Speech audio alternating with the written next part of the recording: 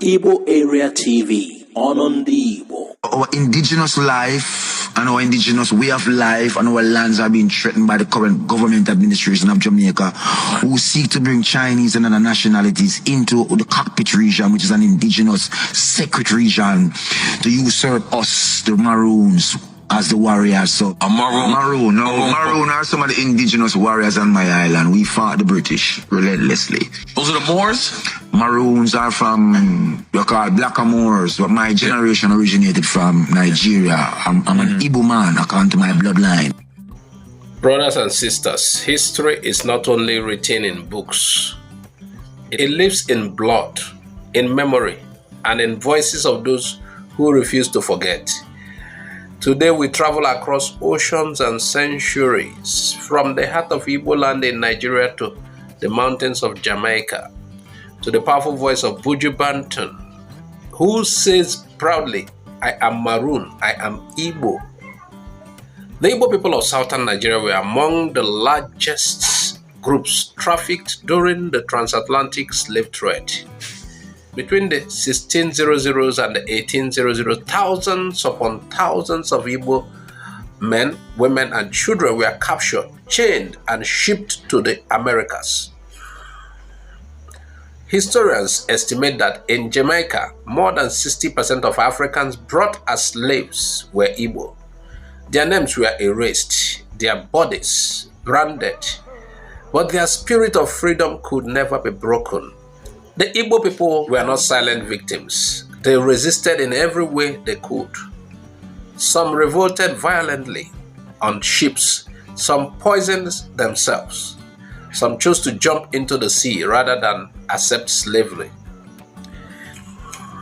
In Jamaica and other parts of the Americas, they carried this rebellious spirit.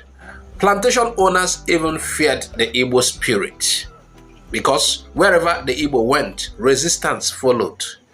And that is what you are seeing today. Yes, so in Jamaica, enslaved Africans began to escape from the plantations.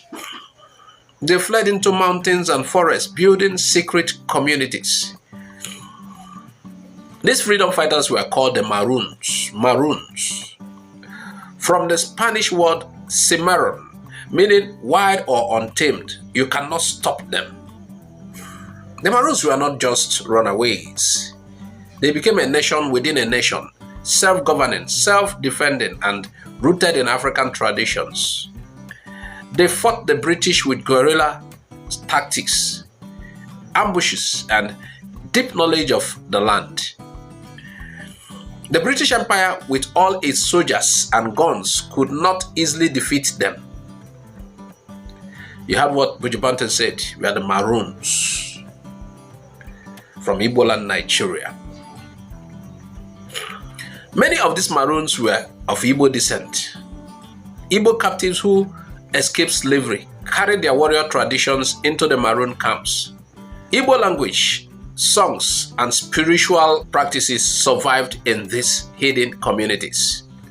The Maroon philosophy of never bowing to colonial masters were deeply connected to the Igbo worldview of freedom and dignity. When the British tried to crush them, the Maroons fought back so fiercely that in 1739, the British people were forced to sign a peace treaty recognizing the Maroons as free people. Imagine all that. While others remained enslaved, the Maroons won their independence almost a century before slavery was abolished.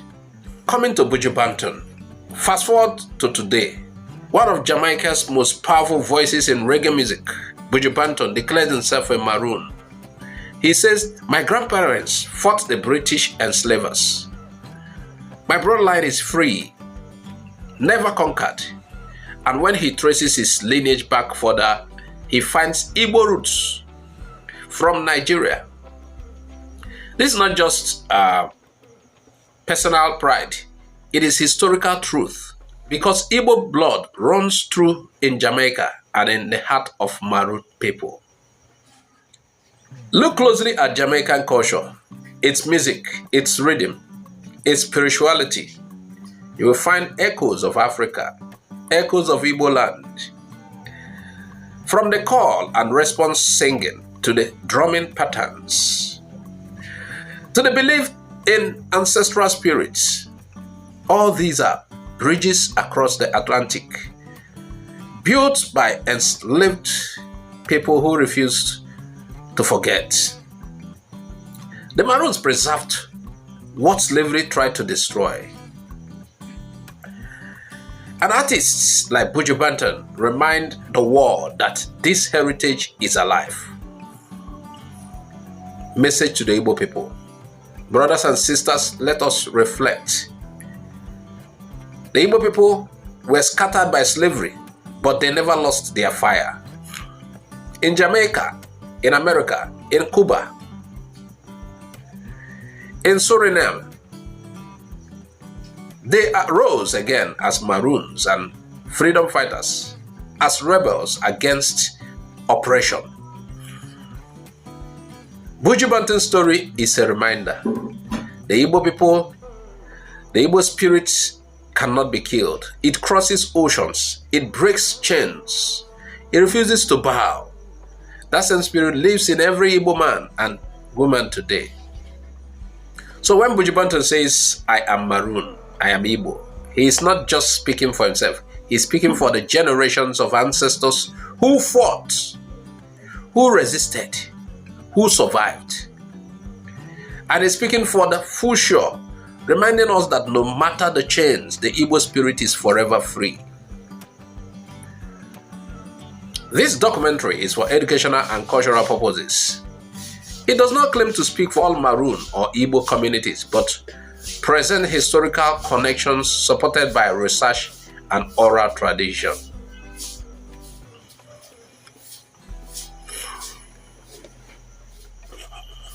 Destiny, mama, look at where you're calling. Destiny, mama, look at where you're calling. Destiny, I wanna rule my destiny.